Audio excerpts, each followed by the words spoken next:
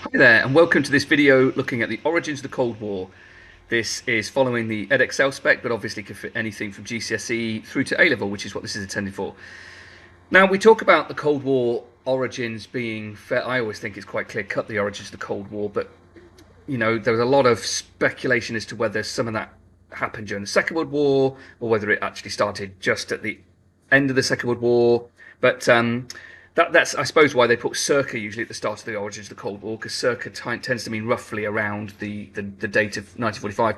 I'm locking it down in 1949, which is when the Berlin airlift takes place, and that usually is the end point of the origins of the Cold War, because Europe is locked down. I always think the Cold War originates from the moment the Second World War has multiple players, so to speak. So let's start first of all with one of the first main reasons for the origins of the Cold War, which is ideology.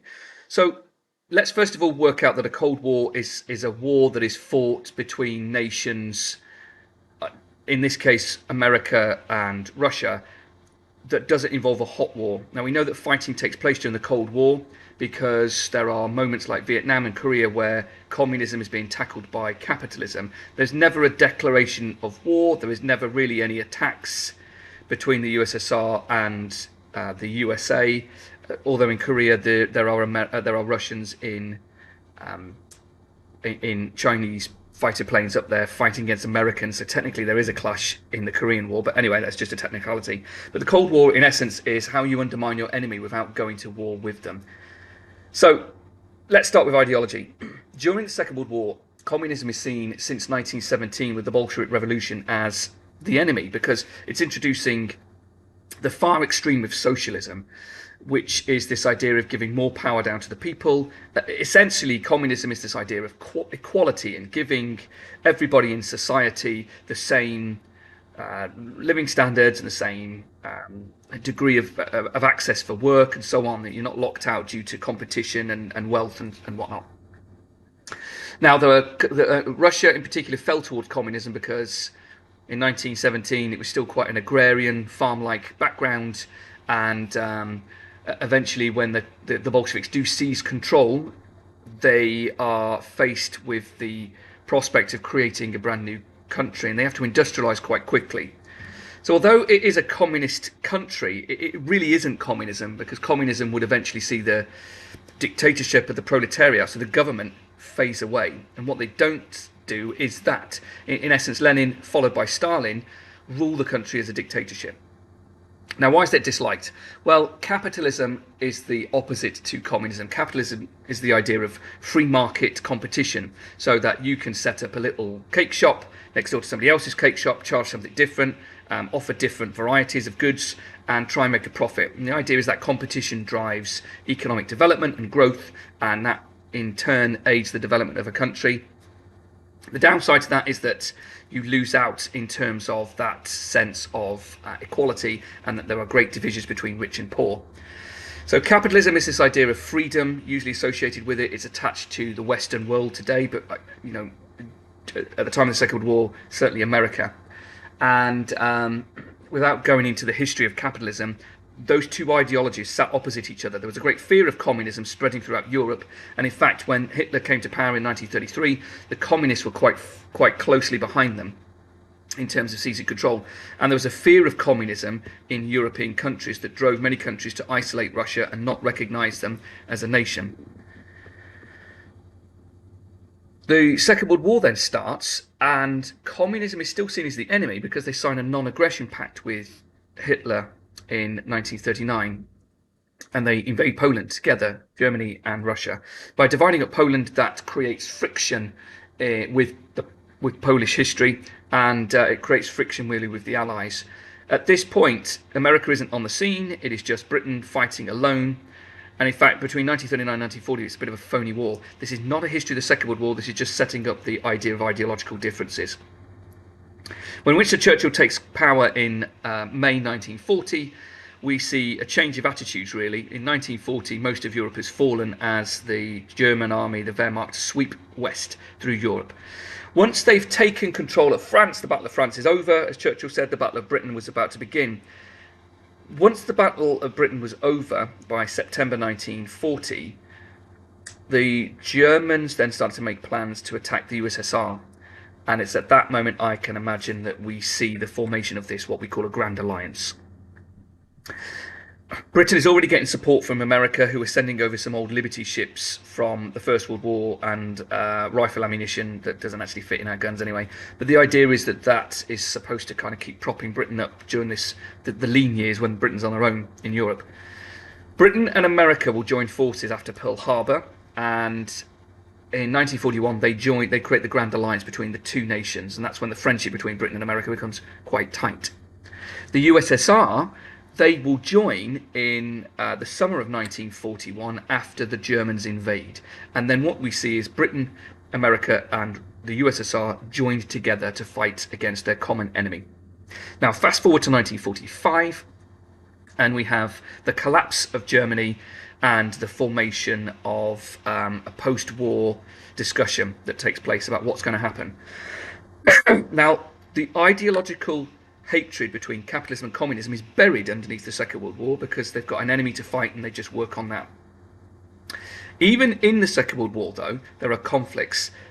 In, I believe it's 1943, the Katyn massacre is discovered, where they find, I think it's the Germans send the Red Cross into a forest in Poland, and they find that the Russians have killed a large selection of Polish officers. That embarrassment is covered up by the Americans and the British, who don't want to acknowledge it because it will break the Grand Alliance apart. Flip side of that is the Second Front, this idea of opening up an invasion on the western part of Europe through D-Day, Italy, eventually France.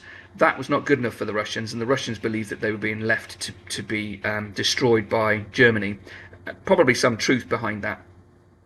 But there are there's fractures in this Grand Alliance from the start, but they really emerged during the conferences. The two conferences we're going to talk about happen in 1945. The first one is at Yalta in February, and the second one is July at Potsdam. The way I try and remember this is Pajug and Gajev. It was something from an old textbook that I saw a few years back, many years back in fact actually. Pajug stands for Poland, Japan, the United Nations and Germany. They're the four things that were discussed at Potsdam. Germany was going to be divided and Berlin was going to be divided, hence the G. A United Nations was going to be formed, hence the U. Japan was discussed in terms of the USSR joining the fight against Japan. And P was Poland, which is talking about what was going to happen to the Polish government. And that was spheres of influence. They talked about this idea of how much control Russia was going to have, the USSR, was going to have versus the West. Then we have the Potsdam Conference, which is really interesting because Roosevelt's died by this point and replaced by Truman, who's quite anti-communist. And then we have Clement Attlee replacing Churchill from a general election. Stalin is the only person from that conference who remains. So Potsdam is a very different deal. At Potsdam, we have the acronym GCSE, which is Germany, Japan, Eastern Europe and Vietnam. So Germany, they discussed the idea of the zones, and France is included within this. And we also have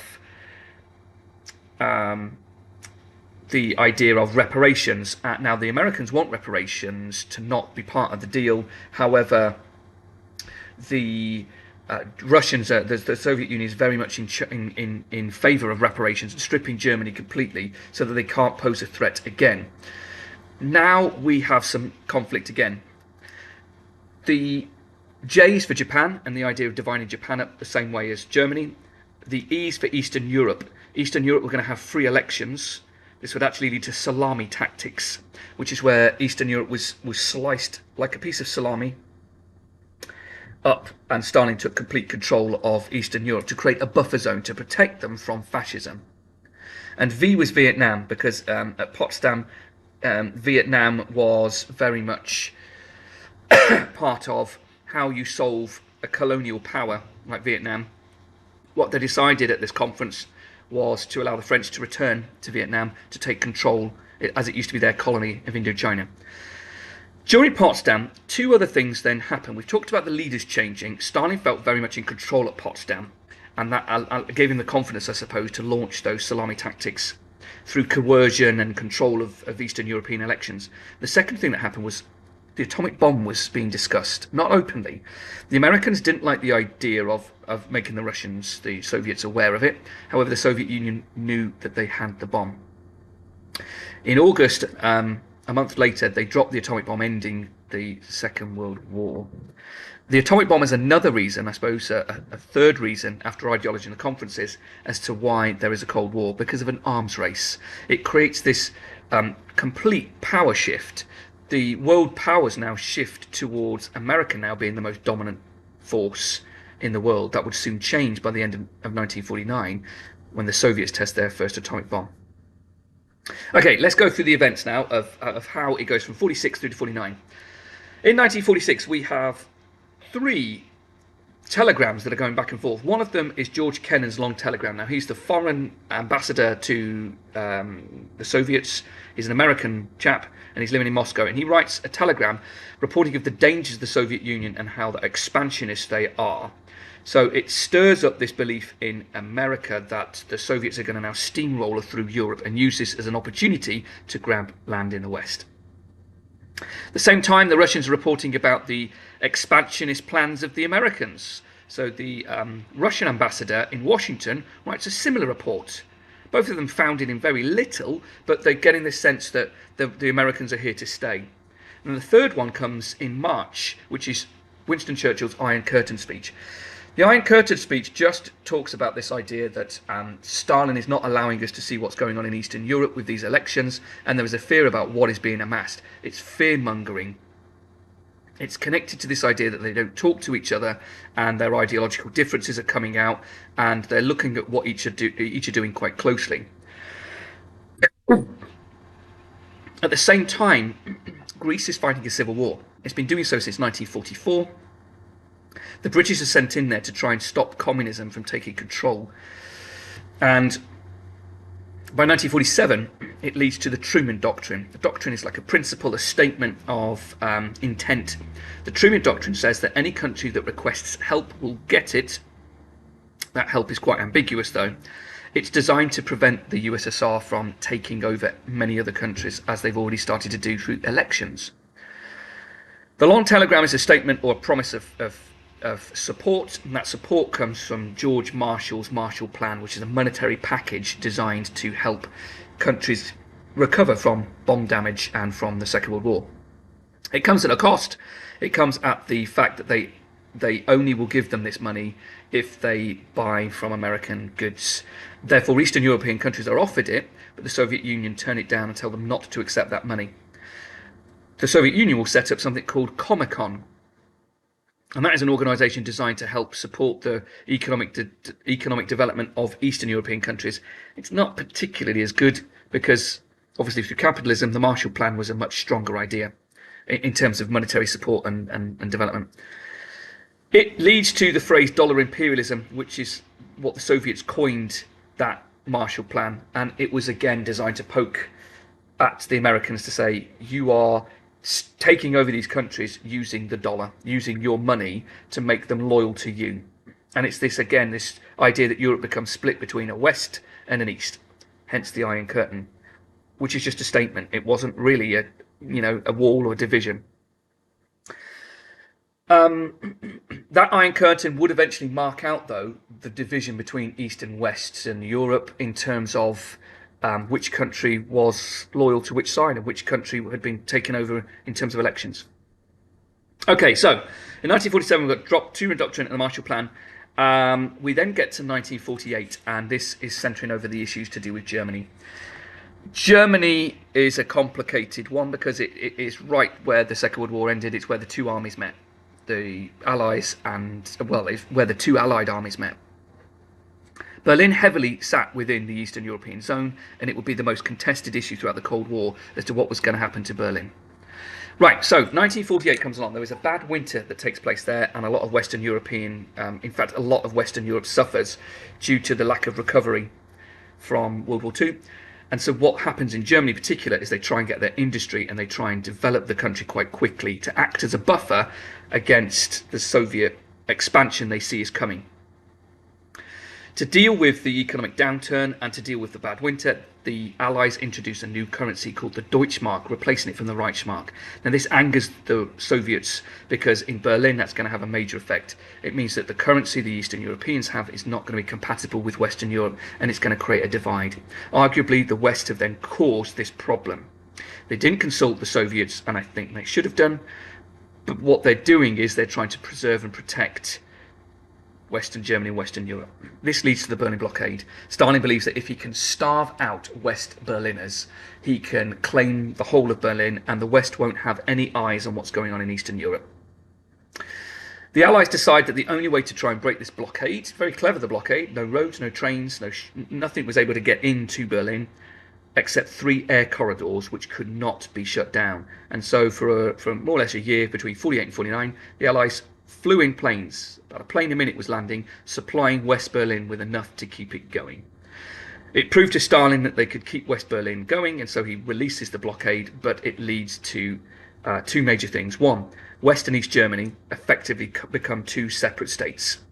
The FRG, the Federal Republic of Germany, becomes Western Germany with Bonn as the capital, and the GDR, the German Democratic Republic, is formed with Berlin, East Berlin, as the capital.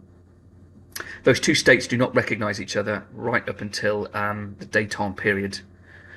And the final part and parcel of this is the first major alliance is formed, which is the North Atlantic Treaty Organisation. To protect Western Europe from what they perceive to be Soviet aggression, the Allies join into a military organisation, which means that if one country is attacked, all countries are attacked and would therefore declare war. By 1949, Europe is therefore split into 2 halves, a western side propped up by American money from the Marshall Plan, and an eastern sector which is supported by the Soviet Union. It's at that point that the Cold War becomes stale to some extent in Europe, and the next major move will be how it widens from 1949 to 1955, which is another video. Thank you very much.